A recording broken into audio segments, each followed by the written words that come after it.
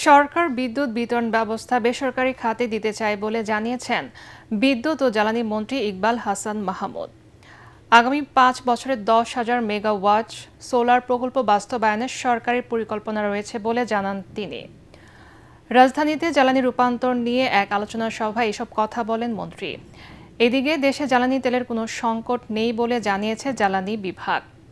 তরিক ইসলামের রিপোর্ট। টেকসই জ্বালানি ব্যবস্থা গড়ে তোলার লক্ষ্যে রাজধানীর একটি হোটেলে জ্বালানি নিরাপত্তা ও রূপান্তর শীর্ষক সেমিনারের আয়োজন করা হয়। হাউসহোল্ডকে যদি আমরা এই স্কোপের মধ্যে না আনতে পারি তাহলে কিন্তু রিনিউয়েবল এনার্জির যে আমরা সফলতা চাচ্ছি সেটা হবে না। এ সময় নবায়নযোগ্য জ্বালানি রূপান্তরে নীতিগত চ্যালেঞ্জ ও সম্ভাবনা তুলে ধরেন এ খাত সংশ্লিষ্টরা।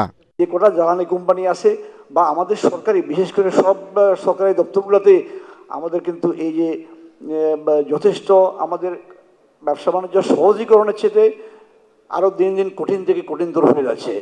ইন্ডাস্ট্রিয়াল পার্সপেক্টিভ থেকে দেখলে আজকে সবচেয়ে বড় চ্যালেঞ্জ শুধু এনার্জি অ্যাভেলেবিলিটি নয়, বরং এনার্জি রিলায়েবিলিটি এবং পাওয়ার কোয়ালিটি।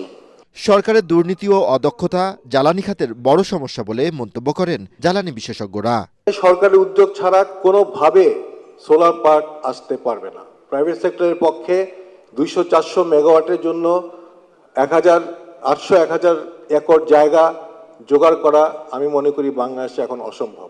সংকটের উত্তরণ ও সেবার মান বাড়াতে জ্বালানি খাত বেসরকারি খাতে দেওয়ার পরিকল্পনার কথা জানান মন্ত্রী। সব রকমের ফ্যাসিলিটি আমরা তৈরি করছি ইনভেস্টমেন্টের জন্য।